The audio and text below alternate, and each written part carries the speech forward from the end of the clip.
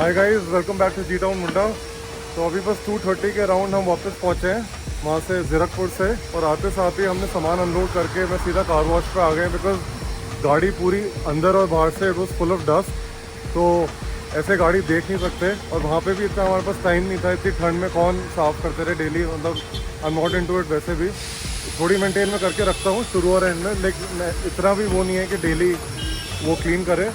तो I just quickly show you कि इसकी पहले की कंडीशन क्या है और बाद की क्या है।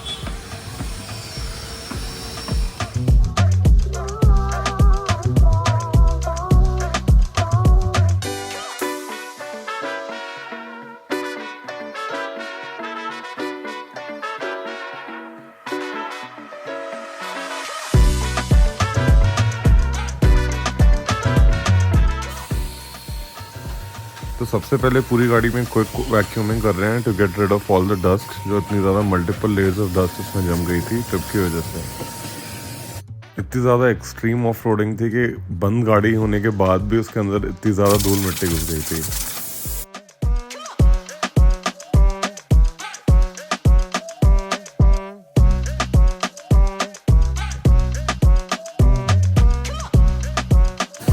अब वैक्यूमिंग मोस्टली डन हो गई है, बाद में अंदर से और साफ करेंगे, but for now they gonna do the exterior cleaning.